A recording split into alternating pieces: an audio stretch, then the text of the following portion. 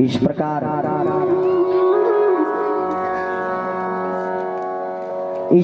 ना बच्चा कैसे कैसे 1 साल हो गया, 2 साल कैसे हो गया और 3 साल कैसे कैसे हो गया। अब धीरे धीरे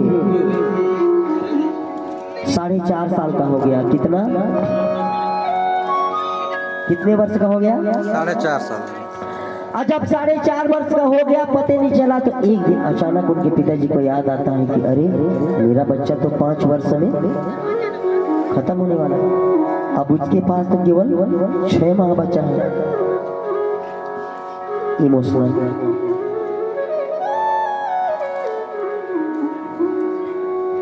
जब एक बाप को पता चले ना कि मेरा जवान लड़का अब मरने वाला है, तो उसके दिल पे क्या गुजरती है, ये तो जिसका बच्चा गया है वही जानेगा।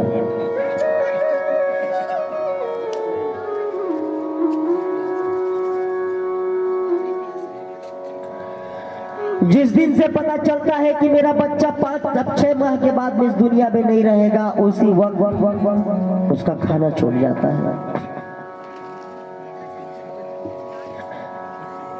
अब घर में आकर के बैठ जाता है तो उनकी पत्नी बोलती है, जी आपका चेहरा क्यों लटका हुआ है? सोचता है मेरे को तो पता चल ही गया है दुख के बारे में, मैं अपने पत्नी को क्यों बताऊं।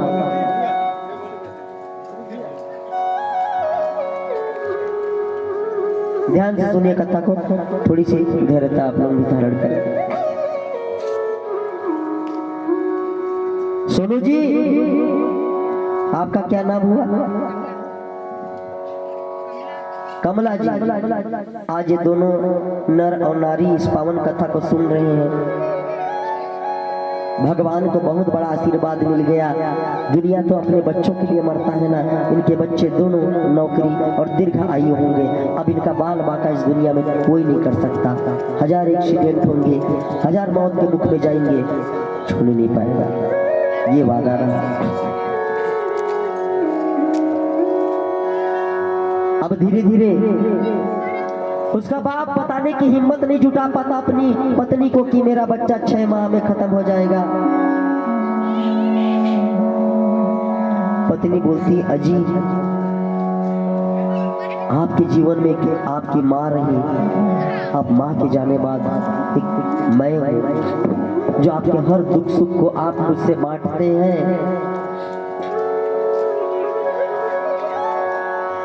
इस छोटी सी बात को क्यों नहीं बताते हैं? थोड़ी आवाज बढ़ाइए।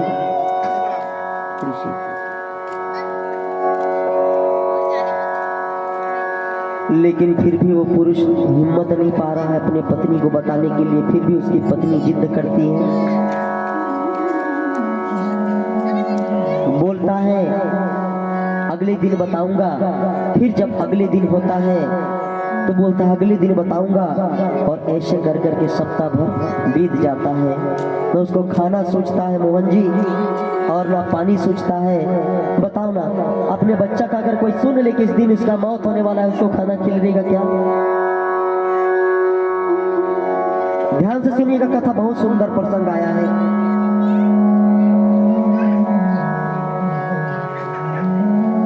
और बहुत दुखी हो जाता है और भगवान से किनारे किनारे जाकर के यही गाना को गाता है। क्या कहता है? बना के क्यों बिगाड़ा रे,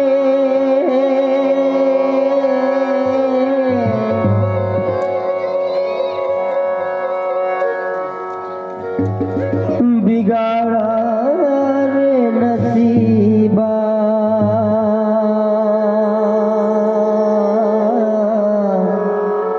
इस प्रसंग में जब मैं आता हूं तो मेरे आंख से आंसू गिर जाते हैं, क्योंकि उस दर्द को मैं अनुभव करता हूं।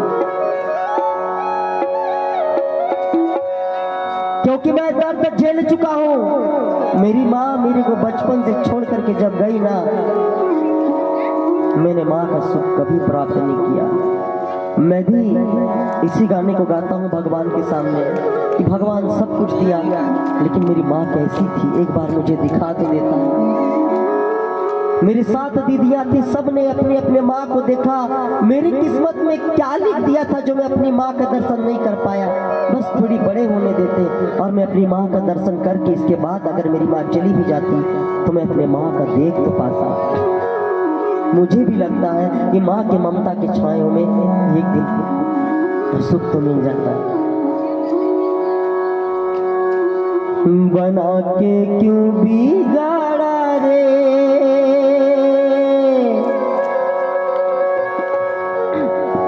बिगाड़ा रे नसीबा।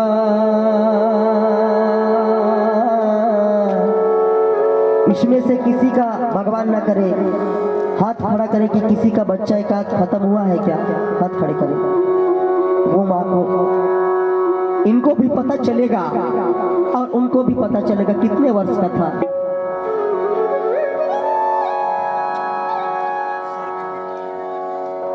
माँ का था, आपका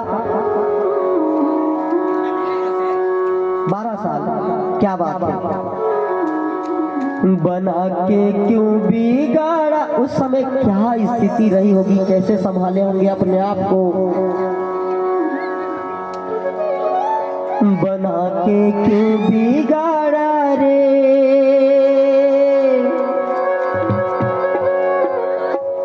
बिगाड़ा रे नसीबा।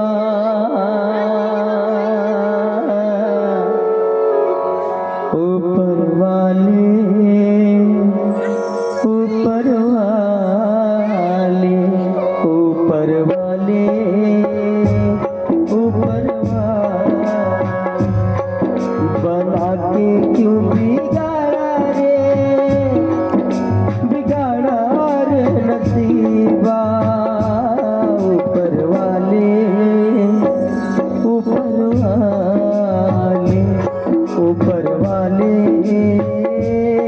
ऊपर वाले।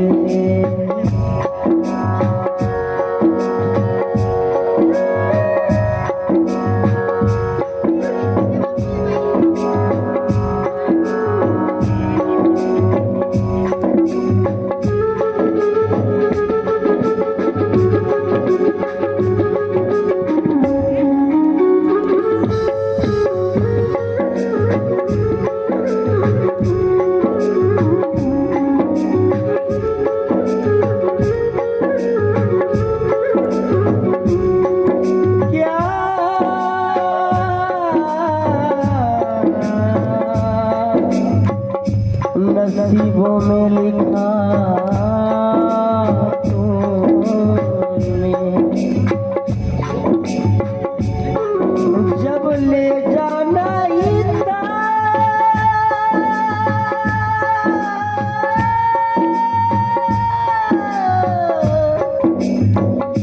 तो दिया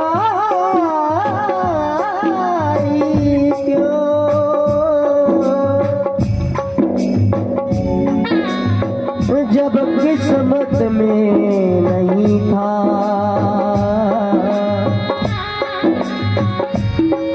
तो दिया ही क्यों। अंतिम बार बोलूंगा। बना के क्यों बिगाड़ा रे, बिगाड़ा रे नसीबा। ऊपर वाले, ऊपर वाले, ऊपर वाले, ऊपर वाले, ऊपर वाले, ऊपर वाले, ऊपर वाले। अब बबलू जी जब लास्ट में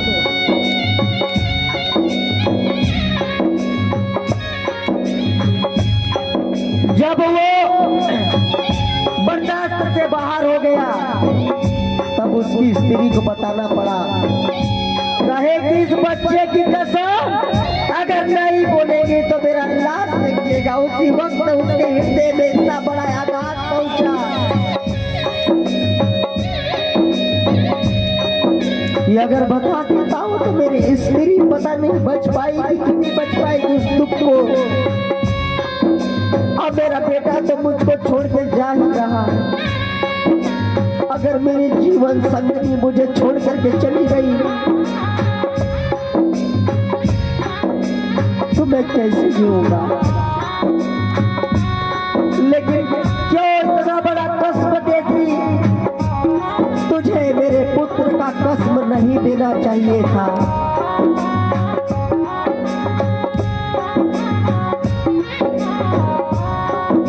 और जब बताता है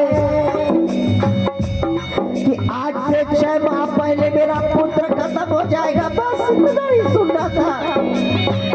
भगात से मां गिर जाती है, उसका प्राण से घेर उड़ जाता है और जिस चीज का डर था वही आ गया। आज मेरा जीवन संगनी मुझे छोड़ करके चली गई। भगवान तूने कैसा परीक्षा का यह घड़ी लिया, अब मैं किसके भरोसे जीऊंगा।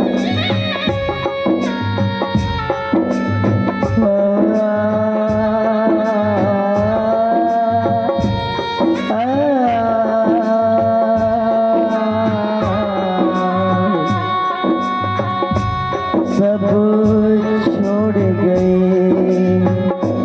कुछ रहा नहीं, सब छोड़ गए कुछ रहा नहीं, किसके मैं सहारे जीऊंगा, मैं जीऊंगा।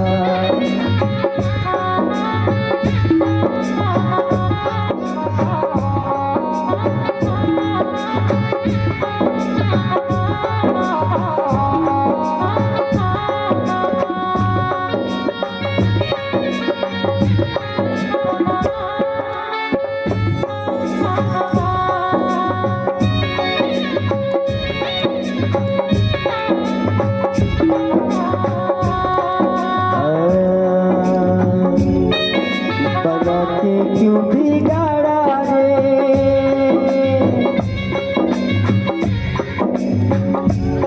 बना के क्यों बिगाड़ा रे, बिगाड़ा रे नसीबा।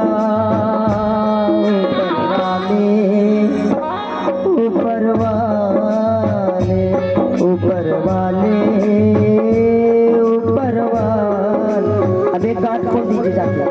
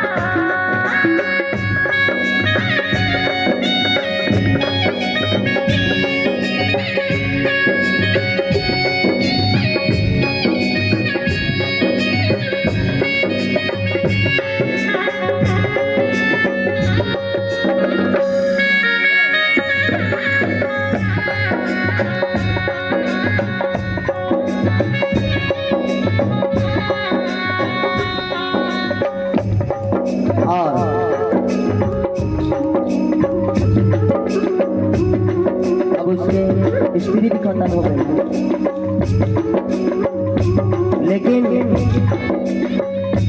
मरने से पहले यह कह के मर गई, हे स्वामी, मेरे पुत्र का अगर आप नहीं बचाएंगे ना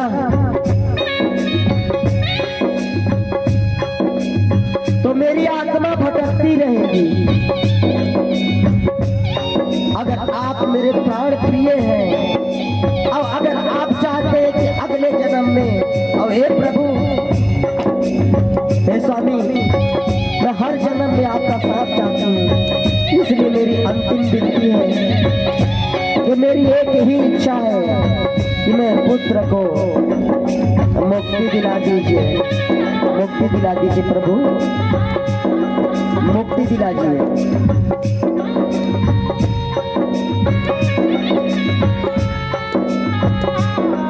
और इस प्रकार उनका अंतिम संस्कार कर देते हैं और काशी विश्वनाथ में जाकर के एक कुटिया बना करके साधु संत का सेवा कर रहे हैं अपने पुत्र को लेकर के। अब उनके पुत्र का आयु 3 वर्ष हो गया, 3 माह बच गया है। और जब 3 माह बच गया है तो वहां ऋषि मुनियों का सेवा करते हैं। तब माता भगवती जी फिर सपने में आते हैं कि यह तेरे पूर्व जन्म का कर्म है जिसको इस जन्म में तुझे भोगना पड़ रहा है। तो बोले, हे माँ, मैं क्या करूं? तब जाकर के माता कहती है कि जा काशी विश्वनाथ मंदिर में जा करके रोज सुबह साधु संतों का सेवा करना और दिन भर जो भिक्षा प्राप्त करना उसे भंडारा दे देना। और भंडारे को जब खाएंगे, एक दिन 7 ऋषि तेरे उस कुटिया में आएंगे, उनको तो हाथ पांव धो करके, उनका पांव पखार करके, ऊंचा आसन दे करके उनका सेवा करना। उन्हीं से तेरा बेटे का मुक्ति का मार्ग खुलेगा।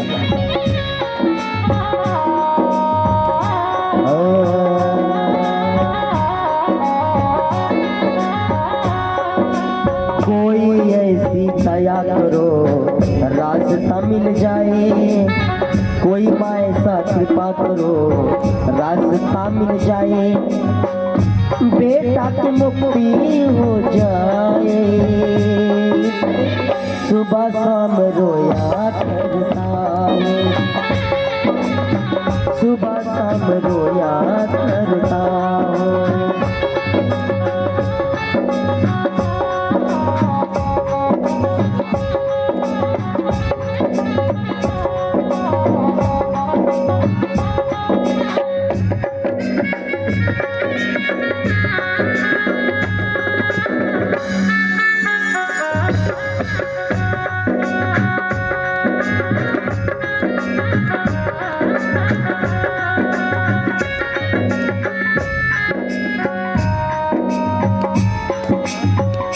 अब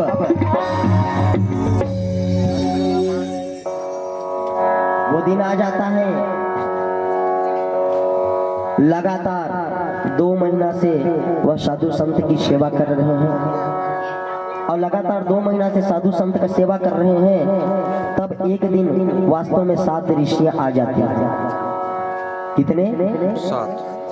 उन 7 ऋषि को आदर पूर्वक अपनी कुटिया में ले जाते हैं, ऊंचा आसन देकर के पांव पखारते हैं। आपके घर में भी कोई साधु संत आए और अगर वह परम ज्ञानी हो, वृद्ध अवस्था का हो, परम ज्ञानी हो, उनके माथे में तेज अगर झलके, आप अगर जान जाए कि ये वास्तव में दिव्य रूप है, तो उनका आदर भाव सत्कार करें। वैसे आज साधु के रूप में दुष्ट आत्माएं भी आते हैं, शैतान भी आते हैं। भगवान, एक गाना भी चला है, मुझे थोड़ा थोड़ा याद रहता है कि अब हर घर में कहाँ से लाऊं राम। बहुत अच्छा गाना है।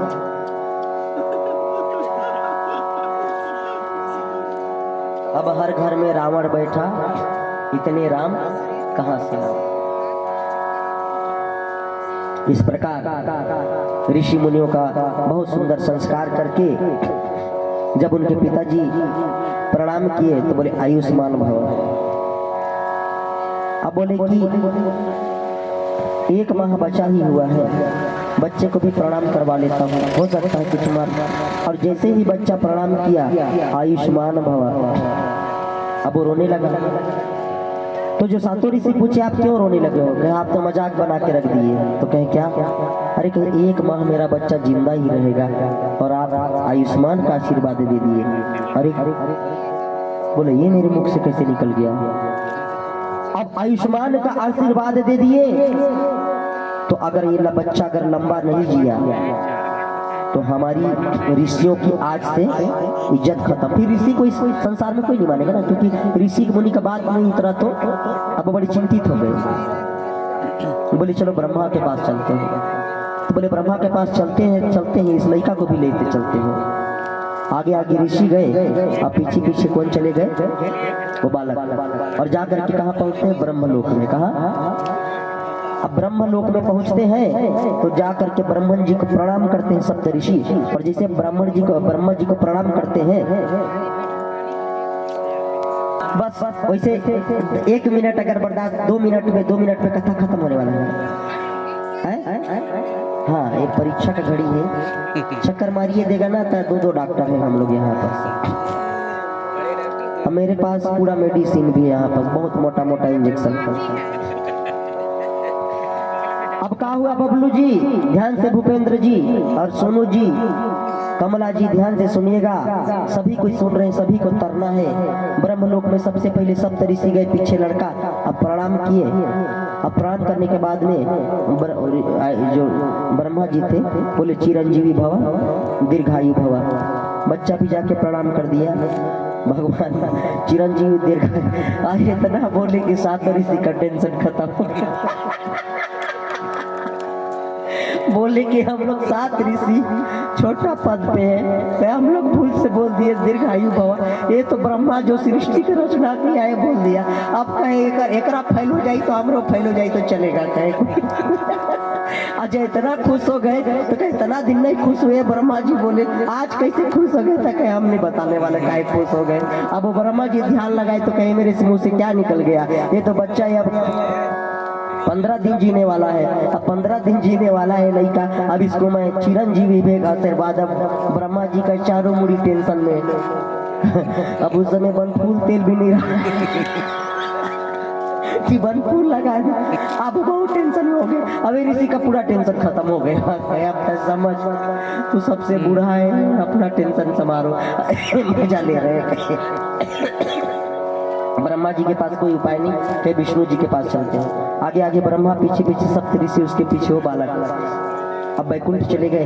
बैकुंठ में नीलकमलपति देव शेष शैया पे सोए हुए हैं। अब ब्रह्मा जी बहुत सारा प्रार्थना किए, बहुत सारा स्तुति किए। जब योग निद्रा से जाते हैं तो ब्रह्मा जब प्रणाम करते हैं तो विष्णु जी आशीर्वाद देते हैं चिरंजीवी भव। फिर इन लोग का सीटिंग रहता है, सप्त ऋषि भी प्रणाम करते हैं। डाल देना पीछे तरफ से सेट कर दिया तो फटाक से गोड़े गिरे, कहे चिरंजीवी भव। अब ब्रह्मा कहा है मेरा भी टेंशन खत्म हो गया। अब ब्रह्मा को खुशी देख के और ऋषि मुनि, सप्त ऋषि मुनि को इतना खुश देख करके वो भी कहे क्या बात है, इतना खुशी तो मैं नहीं देखा था। ब्रह्मा जी का चारों मुंह हंसने लगा। कह रहे मेरे से भी बड़े भगवान ने जगत का पालन करता, इनसे गलती हो गया तो मेरे से हो गया, अब इनसे भी गलती हो गया, क्या टेंशन। अब कहे करा अगर इज्जत जाएगा तो मेरा भी जाएगा, खत्म बात करो ना। अब भगवान अंतर्यामी देख लेते हैं, कहे अरे मैं क्या बोल दिया। अब उनके पास कोई तो हाँ एक चीज था, बोले देवादि देव महादेव, असली आदिवासियों का देवता। बाकी देवता को तो नहीं मानता, लेकिन वो पूरा जैसे जंगल में जो निवासी रहते हैं ना वैसे ही धारण करते हैं। उगरा दंड रहते हैं और छाली उली मृग छाली वगैरह पहन करके बैठते हैं। अब भगवान विष्णु जी बोले चलो शिव जी ही कुछ कर सकते हैं, बाकी कोई नहीं कर सकता। आगे आगे विष्णु गए, पीछे पीछे ब्रह्मा जी के, उनके पीछे सप्त ऋषि, सबसे पीछे वो बालक। अब उसके पास में केवल 5 दिन बच गया है। कितना दिन? 5 दिन। अब शिव लोग जाते जाते 2 दिन और खत्म हो गया, 3 दिन बचा उसके पास। जा करके शिव जी ध्यान में थे, बहुत सा विनती प्रार्थना करने के बाद में जब उठे, कई गांठ बचा है? 5 हुआ है। 5 हो गया है। हाँ? 4। एक गांठ और खोल दीजिए, क्योंकि अब विष्णु लोक पे चले गए, ब्रह्मा लोक पे चले गए। 2 गांठ खोल दीजिएगा।